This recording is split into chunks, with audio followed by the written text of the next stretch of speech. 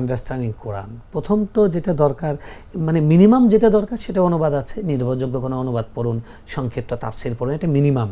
কিন্তু আমাদের আসলে এতটুকু যথেষ্ট না। আমি জান্নাত যেতে চাই, আমি জান্নাত কোরআনের সুপারিশ পেতে চাই, আমাকে দরকার শেখা। আমি যদি ইংরেজি শিখতে পারি, বিদেশি ভাষা, আমি যদি স্মার্টফোন ব্যবহার করা শিখতে পারি, আমি যদি ইউটিউব ফেসবুক শিখতে পারি, তাহলে আমি কেন কোরআন শিখতে পারবো না? আল্লাহ বলছেন ওয়ালাকাদ ইয়াসসারনাল কোরআনা লিযিকরি ফাহাল মিন মুদ্দাকির, আমি সহজ করে দিয়েছি। আপনি প্রথমে কোরআনের অর্থটা বোঝার জন্য প্রথম হলো কোরআনের অর্থগুলোকে, মানে ওয়ার্ডগুলোকে মুখস্থ করা, কোরআনের ভাষা শেখার জন্য, কোরআন বোঝার জন্য কোরআনের ভাষা শিক্ষা করা। কোরআন ভাষা কি? আরবি শেখা একদম সহজ, সুন্দর সুন্দর ওয়ে আছে, সুন্দর সুন্দর বই আছে, কোরআনের শব্দাবলী, কোরআন ভোকাবুলারি, অনেক বই আছে, আপনি সেগুলো পড়ুন। তারপরে কোরআনের জন্য নাহু এবং সরফ, এই দুটো মিনিমাম কিছু শিখুন। শিখলে আপনি আস্তে আস্তে বুঝতে পারবেন। এবার আপনি ট্রান্সলেটরের সাহায্য নিয়ে যদি পড়েন তাহলে আপনি বুঝতে পারবেন। এবং বিভিন্ন জায়গায় কোরআনের যেরকম অক্ষরে অক্ষরে অনুবাদ আছে, তারপরে মোবাইলেও আপনি পাবেন, অ্যাপসে পাবেন, সেগুলো দেখে দেখে শেখার চেষ্টা করা।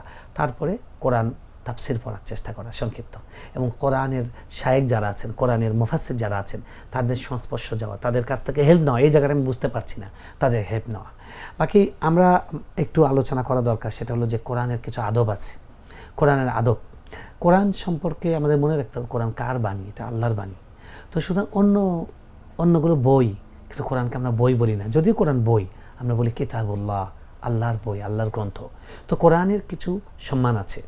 কোরআনের সম্মান হলো কোরআন অজুর সাথে পড়া, লা ইয়ামাসসুহু ইল্লাল মুতাহহারুন, পবিত্রতার সঙ্গে কোরআন তেলাওয়াত করতে হবে, কোরআন নিয়ে বসতে হবে। হ্যাঁ, আপনি তেলাওয়াত পবিত্রতা ছাড়াও করতে পারেন, কিন্তু কোরআনের আদব, কোরআনের চাওয়া হলো আপনি ফিজিক্যালি এবং মানে আপনার স্পিরিচুয়ালি, আপনার মনের দিক থেকে এবং আপনার শারীরিক দিক থেকে পবিত্র অবস্থায় আপনি আল্লাহর সাথে কথা বলবেন। কোরআন তো কালামুল্লাহ, এটা কোনো অন্য বইয়ের মতো নয়। কোরআন হলো আল্লাহর বাণী, আল্লাহরই কথা, যে কথাটা আল্লাহর কাছ থেকে সরাসরি এসছে। তো কোরআনের 1 নম্বর আদব হলো পবিত্রতার সাথে কোরআন পড়া। 2 নম্বর আদব হলো কোরআন তেলাওয়াতের জন্য পবিত্র পরিবেশ নিশ্চিত করা। আপনি কেবলা দিক হয়ে বসুন, আপনি পবিত্র জায়গায় বসুন। হ্যাঁ, কেবলা দিক ছাড়াও পড়া যায়, কিন্তু কেবলা দিক হয়ে পড়লে সেটা একটা এক্সট্রা আদব, আলাদা সুন্নাহ। কোরআন তেলাওয়াতের আগে মিসওয়াক করা, অর্থাৎ আপনার দাঁতটাও যেন পবিত্র থাকে, আপনার মুখটাও পবিত্র থাকে। কোরআন তেলাওয়াত মনোযোগ দিয়ে করা। আপনি অমনোযোগ দিয়ে কোরআন পড়ছেন, একটু পর হ্যাঁ হোয়াটসঅ্যাপে আপনি মেসেজ দিচ্ছেন, আপনি রিপ্লাই দিচ্ছেন না। কোরআন, এখন আপনার ফোনটাকে সাইলেন্ট করেন, ফুললি আপনি কোরআনের দিকে নিরত হন। 5 নম্বর বিষয় হলো কোরআন যখন আপনি তেলাওয়াত করছেন তখন আশপাশের এমন একটা এনভায়রনমেন্ট বাছাই করা যেখানে হইচই নাই, যেখানে আপনি আপনার হৃদয় মনটাকে কোরআনের দিকে নিবদ্ধ করতে পারবেন। ঠিক একইভাবে কোরআনকে আপনি যখন তেলাওয়াত করবেন তাড়াহুড়া না করা। হ্যাঁ, কোরআন তাড়াহুড়া করে না পড়া। কোরআন খতম করার বিষয় নয়। এটা একটা খতম করলে একটা ডিগ্রি অর্জন হলো, যে আমি 20টা খতম করেছি রমজান মাসে, এটা কোনো ডিগ্রি নয়।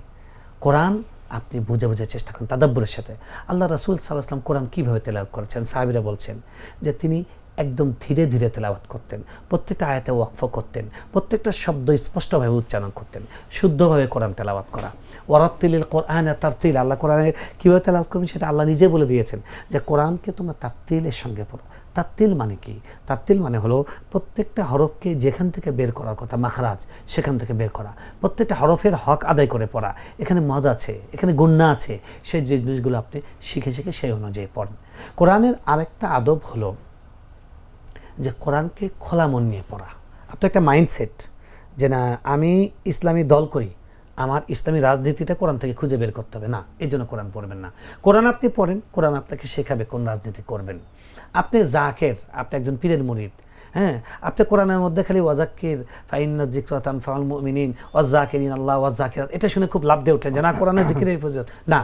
আপনি তাবলীগ করেন, হ্যাঁ, আপনি শুধু তাবলীগের ওয়ালতাকুন মিনকুম উম্মাতুন ইয়াদউনা ইলাল খায়র, এই একটা আয়াত দিয়ে আপনি লাভ দিয়ে উঠলেন, তাই না।